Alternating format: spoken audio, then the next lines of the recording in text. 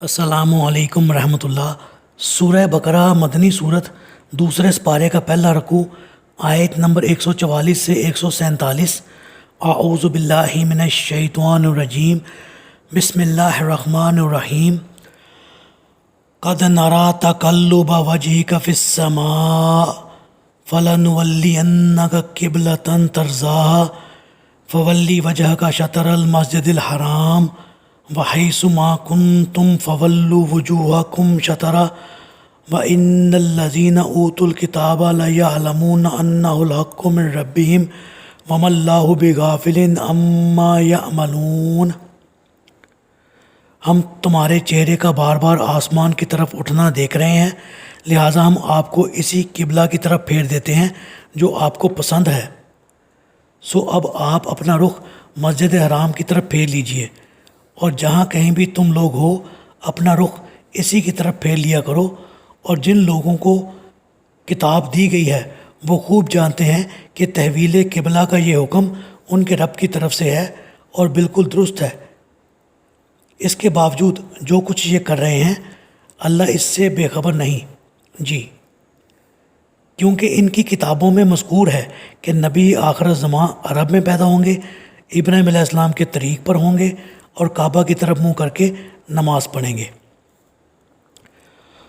وَلَئِنْ آتَيْتَ الَّذِينَ أُوتُوا الْكِتَابَ بِكُلِّ آيَةٍ مَا تَبِعُوا قِبْلَتَكَ وَمَا أَنْتَ بِتَابِعٍ قِبْلَتَهُمْ وَمَا بَعْضُهُمْ بِتَابِعٍ قِبْلَةَ بَعْضٍ وَلَئِنِ اتَّبَعْتَ أَهْوَاءَهُمْ مِنْ بَعْدِ مَا جَاءَكَ مِنَ الْعِلْمِ إِنَّكَ إِذًا لَمِنَ الظَّالِمِينَ۔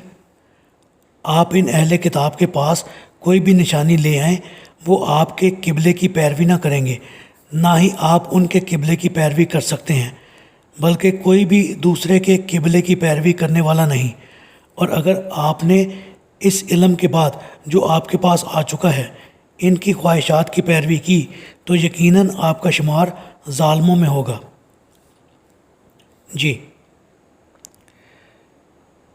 اس لیے کہ ان یہود کا یہ جھگڑا کسی دلیل کی بنیاد پر نہیں بلکہ محض حسد اور اناد کی بنیاد پر ہے۔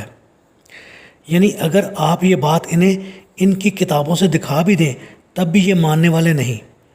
اہل کتاب کے قبلے بھی مختلف ہیں۔ یہود کا قبلہ تو صخرہ بیت المقدس ہے۔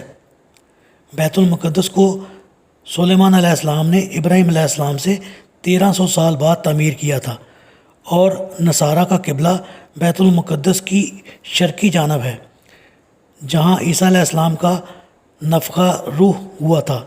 تو جب یہ لوگ آپس میں بھی کسی ایک قبلے پر متفق نہیں تو آپ کے ساتھ کیسے اتفاق کر سکتے ہیں، یا آپ ان میں سے کس کے قبلے کی پیروی کریں گے؟ رسول ہونے کی حیثیت سے آپ صلی اللہ علیہ وآلہ وسلم کا یہ کام نہیں کہ آپ لوگوں کو راضی کرتے پھریں اور کچھ لو اور کچھ دو کے اصول پر سمجھوتا کریں۔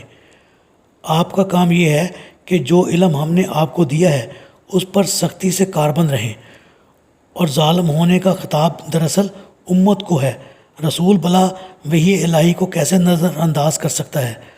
امت کو یہ تنبیہ کی گئی ہے کہ رسول کے ذریعے اللہ کا جو حکم تمہیں مل رہا ہے اس پر پورا یقین رکھو اور اس کے مطابق عمل کرو، اور اگر تم نے یہود کو خوش کرنے کی کوشش کی تو تمہارا شمار ظالموں میں ہوگا۔ الذین آتیناہم الکتاب یعرفونہ کما یعرفون ابناءہم وان فریقا منہم لیکتمون الحق وہم یعلمون۔ جن لوگوں کو ہم نے کتاب دی ہے وہ اس کعبہ کو یوں پہچانتے ہیں جیسے اپنے بیٹوں کو، پھر بھی ان میں یقیناً ایک گروہ ایسا ہے جو دیدہ دانستہ حق بات کو چھپا جاتا ہے جی۔ عربوں میں یہ محاورہ ہے کہ جس چیز کے متعلق انہیں کسی طرح کا شک و شبہ نہ ہو تو سمجھتے ہیں کہ وہ اس بات کو یوں پہچانتا ہے جیسے اپنے بیٹے کو۔ علماء یہود و نصارہ اس بات کو اچھی طرح جانتے تھے کہ ابراہیم علیہ السلام نے خانہ کعبہ تعمیر کیا اور اسے ہی قبلہ مقرر کیا تھا، جن کی امت اور ملت ہونے کا یہ دم بھرتے ہیں، اور بیت المقدس تو 1300 سال بعد سلیمان علیہ السلام نے تعمیر کیا تھا۔ پھر بیت المقدس کو قبلہ قرار دینے کا ذکر نہ کہیں تورات میں موجود ہے اور نہ انجیل میں۔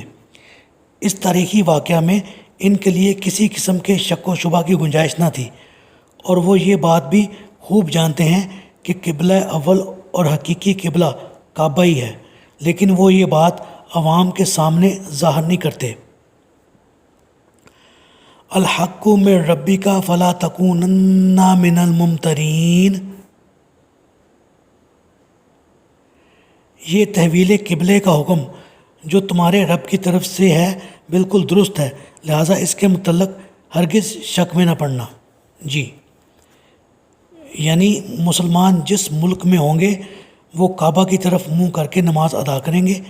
اس طرح کعبہ کی سمتیں الگ الگ بھی ہو سکتی ہیں، کسی ملک سے کعبہ مغرب کی جانب ہوگا، کسی سے مشرق کی طرف اور کسی سے شمال یا جنوب کی طرف۔ اس سے کچھ فرق نہیں پڑتا، اور نہ اس بات میں شک کی ضرورت ہے، کیونکہ تمہارا یہ قبلہ ہمیشہ کے لیے جس میں آئندہ کبھی تبدیلی نہیں ہو سکتی، یہی ہے۔